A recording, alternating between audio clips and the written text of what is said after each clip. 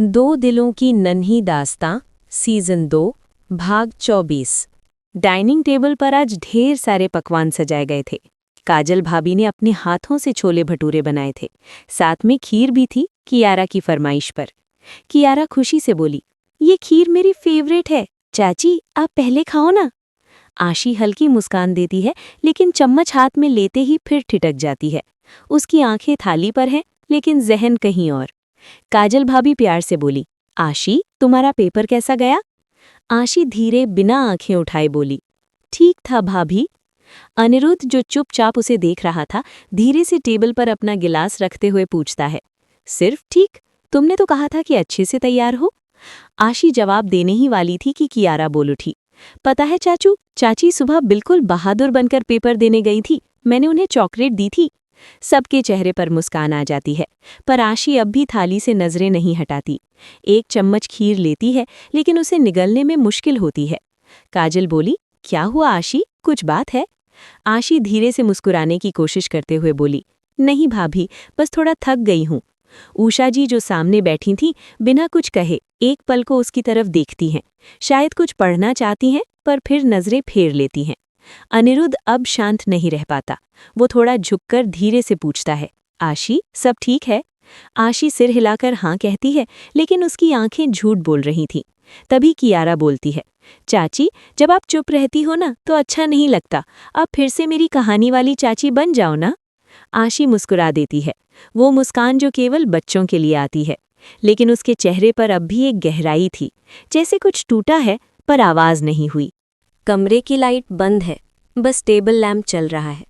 खिड़की से हल्की हवा आ रही है, जो पर्दों को हिला रही है। आशी खिड़की के पास खड़ी है, आंखें बाहर टिकी हैं, लेकिन जहन कहीं और है। उसके हाथ में वही कॉफ़ी मग है, जो सुबह भी अधूरा था।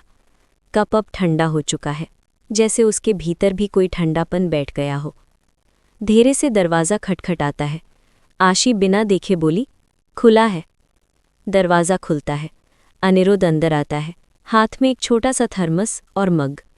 अनिरुद्ध धीरे से मुस्कुराकर बोला, कॉफ़ी, जो तुमने पी ही नहीं आज शाम। सोचा तुम्हारे बिना दिन पूरा नहीं हुआ, तो कॉफ़ी के साथ बात ही सही। आशी मुड़ती है, उसकी आंखें थोड़ी लाल है, लेकिन उसने रोने से खुद को रोक रखा है। अनिरुद्ध उसकी ओर देखकर बोला, तुम आज बहुत अलग सी लगी, खामोश। और मैं तुम्हें जानता हूँ, जब तुम बोलती नहीं हो तब बहुत कुछ कह रही होती हो। वो धीरे से टेबल पर कॉफ़ी रख देता है और खिड़की के पास आकर उसके पास खड़ा हो जाता है। कुछ सेकंड तक दोनों चुप, सिर्फ पर्दों की सरसराहट और कॉफ़ी की हल्की महक बीच में।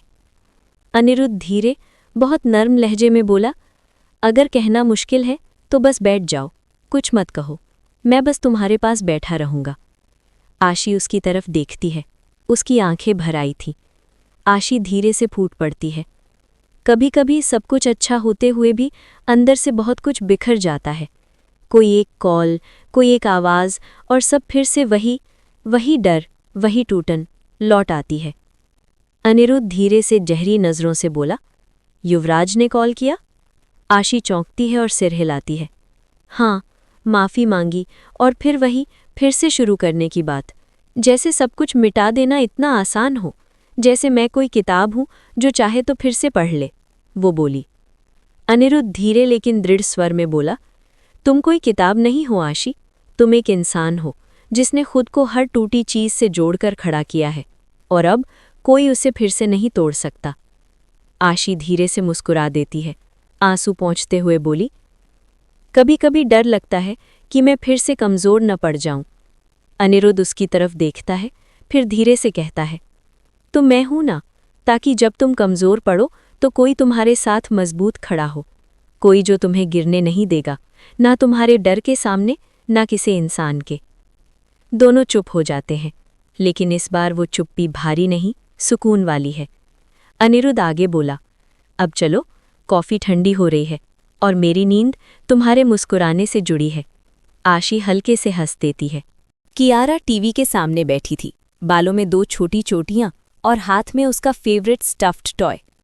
उषा जी पूजा की थाली सजाकर मंदिर की ओर जा रही हैं। अनिरुद्ध फ़ोन पर किसी से बात करता हुआ लिविंग रूम में आता है। उसके चेहरे पर कुछ हल्का सा प्लानिंग वाला एक्सप्रेशन है, अनिरुद्ध फोन पर बात करते हुए बोला, हाँ अंकुर, सब अरेंजमेंट हो जाए शाम तक। कुछ सिंपल और फैमिली जैसा, आउटडोर ओपन एयर। उसके फोन रखते ही कियारा बोली, चाचू आप फिर ऑफिस जा रहे हो? अनिरुद्ध मुस्कुराता है, झुककर कियारा के पास बैठते हुए बोला, नहीं प्रिंसेस, आज तो कुछ स्पेशल करना है। कियारा बोली, क्या? अनिरुद्ध बोला, सरप्राइज। कियारा खुशी से उछलती है, क्या प्लान चल रहा है अनी? तभी काजल भाभी वहां आते हुए बोली, उषा जी भी वहीं पर थीं। अनिरुद्ध बोली, भाभी सबका मूड थोड़ा बदलना जरूरी है, शाम को एक छोटी सी आउटिंग प्लान की है, पासी के फार्म हाउस में, सिर्फ हम सब। उषा जी थोड़ी चौंकती हैं लेकिन कुछ नहीं कहती हैं। आशी अपने कमरे में थी। आशी अब थोड़ी सुकून में है। बाल खुले हुए थे, चेहरे पर हल्की थकान है, लेकिन कल रात की बातचीत ने उसे थोड़ा सुकून दिया था। दरवाजे पर फिर से वही नरम खटखटाहट। आशी मुस्कुराकर बोली, खुला है। अनिरुद्ध अंदर आता है। इस बार हाथ में एक बैग है। ये लो, शाम के लिए ड्रेस है, कीयू और मैंने मिलकर चुनी है। ये किस लिए? वो हैरानी से बोली, अरे बाबा सवाल मत करो, सरप्राइज है। और हाँ, आज मना मत करना, ये बस एक आउटिंग है, तुम्हारे लिए, कियारा के लिए और थोड़ा मेरे लिए भी। अनिरुद्ध उससे बोला। आशी धीरे से मुस्कुरा देती है और कहती है, ठीक है।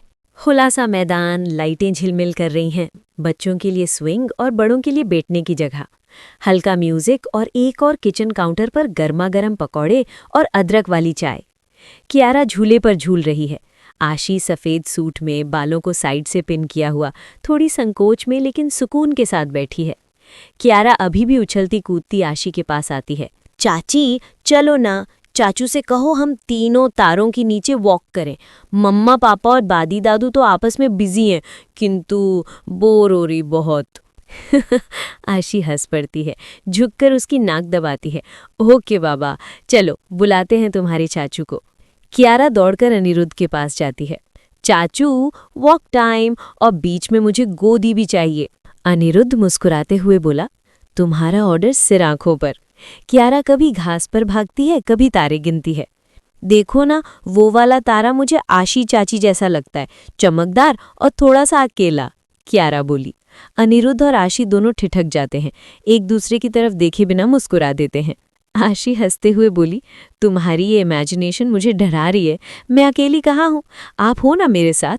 पर आप चुप ज्यादा रहती हो, जब खुश होती हो ना तब भी आपकी आंखें थोड़ा उदास लगती हैं। अब आशी की आंखें सच में नम हो जाती हैं, लेकिन वो खुद को संभाल लेती है। तभी अनिरुद्ध बोला, और जब ये मुस्कुराती है तो मेरे जैसे लोग नींद में भी मुस्कुरा देते हैं। आशी उसे देखती है, कुछ कहती नहीं, बस नजरें टिकाई रहती है। कियारा थक कर बोली, चाचू गोदी चाहिए। अनिरुद्ध उसे गोदी में उठा लेता है और बोलता है, चलो जनाब, अब आपको स्टार टूर कराते हैं। वो दोनों चलने लगते हैं। आशी थोड़ा पीछे रह जाती है। अनिरुद्ध पीछे देखता है और बोलता है, चलोगी? आशी धीरे से मुस्कुराते हुए, आपके पीछे चलना आसान है, लेकिन साथ चलना शायद अब सीख रही हूँ। अनिरुद्ध बोला, तो आ जाओ, साथ चलो, हम धीरे चलेंगे। आशी आगे बढ़कर उसके साथ हो जाती है। कियारा गोदी में झपकने लगी है। आशी कियारा को देखकर बोली, थक गई है। तभी अनिरुद्ध बोला, तुम भी थोड़ी थकी हुई हो शायद, दिल से, दिमाग से। आशी बोली, लेकिन आज थोड़ी हल्की हूँ, पता नहीं क्यों। शायद इसीलिए क्योंकि पहली बार किसी ने तुम्हारा हाथ थामा है गिरने से पहले, वो उसकी आंखों में देखते हुए बोला। आशी कुछ पल खामोश रहती है, फिर अनिरुद्ध की ओर देखती है। वो बोली, और शायद पहली बार किसी की गोदी इतनी सुकून देती है। अनिरुद्ध चौंककर उसकी ओर देखता है। आशी हंस देती है। कियारा की गोदी की बात कर रही थी चाचू, वो हंसते हुए बोली। अनिरुद्ध भी मुस्कुरा देता है, लेकिन उसकी आंखों में सच्चाई झलक रही थी। वो जानता था वो सिर्फ कियारा की बात नहीं कर रही थी। तीनों चलते हुए दूर होते हैं। आसमान में एक तारा टूटता है और नीचे कुछ जुड़ रहा होता है। राइट हैंड हाउस, सुबह का वक्त, ड्राइंग रूम। 9:30 बज रहे थे। घर का माहौल शांत था। टीवी ऑन था। टीवी पर न्यूज़ चैनल चल रही थी। आशी अपने रूम से निकली थी। काजल भाभी नाश्ता लगा रही थीं और अनिरुद्ध लैपटॉप पर बिजनेस मेल्स चेक कर रहा था। तभी टीवी स्क्रीन पर अचानक एक ब्रेकिंग न्यूज़ फ्लैश होती है। एक्सक्लूसिव, रायचंद परिवार की नई बहू, क्या ये रिश्ता समाज के नियमों से परे है? आशी शेखावत, युवराज सिंह ठाकुर के बच्चे की मां और अब अरबपति रायचंद की पत्नी। युवराज सिंह ठाकुर को एसके म्यूजिक से निकाले जाने के पीछे की असली वजह क्या ये सब बदले की साजिश है? स्क्रीन पर एक पुराना वीडियो चलती है। युवराज और आशी की कॉलेज की तस्वीरें और एक क्लिप जिसमें एक होटल में यूवी और आशी साथ थे। आशी दूर से सुनती है, जैसे कानों को भरोसा ना हो। धीरे धीरे उसके कदम टीवी के पास रुकते हैं। कियारा दौड़ती हुई आती है और बोलती है, चाची दिख रही है टीवी में। काजल टीवी का रिमोट बंद करते हुए बोली, क्यों? जाओ बेटा, दादी के पास जाओ। कियारा चली जाती है। कमरे में अब सन्नाटा है। आशी धीरे से टूटे स्वर में बोली, ये सब कैसे? किसने? अनिरुद्ध तुरंत खड़ा होता है। मोबाइल पर कॉल मिलाते हुए बोला, अंकुर, अभी का वायरल फुटेज देखो, सोशल पर कितना फैला है और किस चैनल से निकला है। लीगल टीम को एक्टिव करो, नो डिलेज। काजल घबराकर बोली, ये लोग इस हद तक गिर जाएंगे? आशी अभी भी अवाक है। आंखें टीवी स्क्रीन पर टिकी हैं, जैसे वही उसकी पहचान बन गई हो। उसकी सांसें तेज हो रही हैं। अनिरुद्ध उसके पास आता है, कंधे पर हाथ रखता है। अनिरुद्ध धीरे से बोला, आशी, मेरी तरफ देखो, ये एक साजिश है और मैं इसे खत्म कर दूंगा। आशी धीरे से फुसफुसाते हुए बोली, पर ये मेरी इमेज, मेरा कॉलेज, मेरी करियर, सबको। अनिरुद्ध बोला, तुम्हें किसी को कुछ साबित करने की जरूरत नहीं। जो तुम्हें जानते हैं वो तुम्हारी सच्चाई जानते हैं, और जो नहीं जानते उन्हें हम तुम्हारा नाम दोबारा से सुनाएंगे, सच्चाई के साथ। आशी अब भी स्तब्ध खड़ी थी। आंखें लाल हो चुकी थीं, होंठ कांप रहे थे। अनिरुद्ध उसके सामने खड़ा था, पर वो जैसे उसकी मौजूदगी भी महसूस नहीं कर पा रही। काजल धीरे से परेशान होकर बोली, अनी, कुछ करना पड़ेगा। ये सिर्फ बदनाम करने की कोशिश नहीं है, ये उसे तोड़ने की चाल है। अनिरुद्ध गंभीर होकर गहरी सांस लेते हुए बोला, मैं जानता हूं और मैं ये चाल उल्टी करूंगा। वो फिर फोन मिलाता है, तेज और आदेशात्मक स्वर में बोला, रोहित, मुझे एसके चैनल का हेड चाहिए अभी, पर्सनल कॉल पर, और अंशुल को कहो वो इस फुटेज का सोर्स ढूंढे। 24 घंटे में नाम चाहिए मुझे। आशी अब भी टीवी की तरफ देख रही थी, लेकिन धीरे धीरे उसकी आंखों में आंसू तैरने लगते हैं। आशी बिल्कुल धीमे स्वर में, जैसे खुद से बात कर रही हो, वो पुरानी तस्वीरें, मैंने तो कभी सोचा भी नहीं था कि कोई इन्हें इस तरह। अनिरुद्ध उसके पास आकर एक कदम और बढ़ाकर बेहद नरम लहजे में बोला, आशी, ये तुम्हारा अतीत था जो अब तुम्हें कैद करने की कोशिश कर रहा है, लेकिन तुम अकेली नहीं हो। अब तुम रायचंद हाउस की बहू हो, मेरी पत्नी, और अब तुम्हारी लड़ाई मेरी जिम्मेदारी है। वो उसकी आंखों में देखता है, जैसे उसे भरोसा दिलाना चाहता हो। आशी थोड़ी कांपती आवाज में बोली, सब खत्म हो गया, सब। अनिरुद्ध धीरे से उसका चेहरा ऊपर उठाता है और बोलता है, कुछ खत्म नहीं हुआ है आशी, हम जवाब देंगे, हर सवाल का जवाब, लेकिन डर कर नहीं, सिर ऊंचा करके। काजल पीछे से भावुक होकर बोली, तुम बहुत हिम्मत वाली हो आशी, और तुम्हारे साथ तुम्हारा पूरा परिवार खड़ा है। आशी की आंखों से अब टप टप आंसू गिरते हैं। वो चुपचाप अनिरुद्ध की तरफ देखती है। उसकी आंखों में शांति और भरोसे की झलक दिखती है। अनिरुद्ध गंभीर लेकिन स्नेहपूर्ण स्वर में बोला, हमने ये शादी दुनिया से लड़ने के लिए नहीं की थी, लेकिन अगर लड़ाई मिली है तो हम पीछे नहीं हटेंगे। अगले ही पल अंकुर का कॉल आता है। अनिरुद्ध फोन उठाता है। हाँ अंकुर। अंकुर फोन पर बोला, भाई, ये वीडियो एसके मीडिया से नहीं लिया गया है, किसी लोकल चैनल ने लीक किया है जो यूट्यूब पर पहले डाला गया था। हम ट्रेस कर रहे हैं और लीगल नोटिस रेडी है। अनिरुद्ध बोला, 24 घंटे में सब नाम चाहिए मुझे। जिन हाथों से ये चाल चली गई है, अब वही हाथ कांपने चाहिए। अनिरुद्ध फोन रखता है, फिर आशी की तरफ मुड़ता है। अनिरुद्ध सख्त स्वर में बोला, अब ये सिर्फ बदनामी नहीं है, अब ये लड़ाई है, और तुम्हारा साथ मैं आखिरी सांस तक दूंगा। सड़क के किनारे मीडिया की भीड़ जमा है। कैमरे, mic, live stream, social media reporters, कुछ राजनीतिक मोहरे और समाज के ठेकेदार। सबकी जुबान पर सिर्फ एक नाम, आशी रायचंद। भीड़ से आवाजें, धोखा है ये शादी, बदचलन औरतें समाज का कलंक हैं, रायचंद परिवार शर्म करो, पुतला जलाओ। भीड़ में से एक आदमी आशी का पोस्टर नुमा पुतला उठाता है, जिस पर उसकी तस्वीर है और नीचे लाल अक्षरों में लिखा है, कैरेक्टरलेस बहू। लाइटर जलता है, पुतले को आग लगा दी जाती है। मीडिया कैमरे फोकस करते हैं। जलती आग में समाज की मानसिकता साफ दिख रही थी। रायचंद हाउस के बाहर नारेबाजी चल रही थी। कोई जेंट्स घर पर नहीं थे। काजल पर्दे गिरा रही थी। उषा जी घबराई हुई थी। कियारा को कमरे में भेज दिया गया था। आशी अकेली कमरे के कोने में खड़ी थी। उसकी आंखें सूखी हैं, लेकिन अंदर कुछ झुलस चुका था। काजल दबे हुए गुस्से में बोली, ये सब बंद क्यों नहीं करवा रहे? पुलिस क्यों नहीं आई अभी तक? उषा जी हाथ जोड़े भगवान की मूर्ति की ओर देखते हुए बोली, हे प्रभु, ये दिन भी बिखाना लिखा था। आशी धीरे धीरे आगे बढ़ती है, खिड़की से बाहर झांकती है, और तभी गेट के बाहर कुछ औरतें और एक अधेड़ महिला मुंह ढंके हुए। वे गेट खोलती हैं, गार्ड को धक्का देकर अंदर घुसती हैं। गुस्साई महिला गर्दन ऊंची करके चिल्लाते हुए बोली, ऐसी औरत को सबक सिखाना जरूरी है ताकि कोई और लड़की इतनी बेशर्म ना बने। गार्ड आगे बढ़ता है, हाथ फैलाकर बोला, मैडम आप सब ऐसे अंदर नहीं जा सकते प्लीज, ये निजी संपत्ति है। दूसरी महिला घूरते हुए बोली, प्राइवेट क्या? जब इस औरत की करतूतें पब्लिक हो गईं तो घर कैसा प्राइवेट? गार्ड कुछ समझ पाता इससे पहले ही दो औरतें उसे धक्का देती हैं। वो थोड़ा लड़खड़ाता है। अंदर मौजूद सर्वेंट मदद के लिए भागता है, लेकिन भीड़ तेजी से गेट के अंदर दाखिल हो चुकी थी।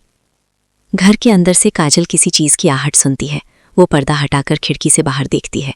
बाहर कुछ औरतें लॉन में तेजी से बढ़ रही थीं। काजल चौंक कर बोली, ये सब अंदर कैसे आ गईं?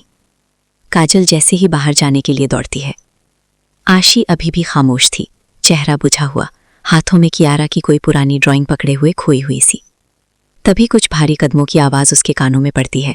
वो दरवाजे की ओर मुड़ती है। 4-5 महिलाएं अचानक सामने खड़ी थीं। उनकी आंखों में नफरत थी। पहली औरत आवाज़ ऊंची करके बोली, यही है वो, यही कलंक है समाज पर। आशी हैरान होकर बोली, आप अंदर कैसे? दूसरी महिला तेज कदमों से पास आते हुए बोली, तू सवाल नहीं पूछेगी, तू तो जवाब देने लायक भी नहीं।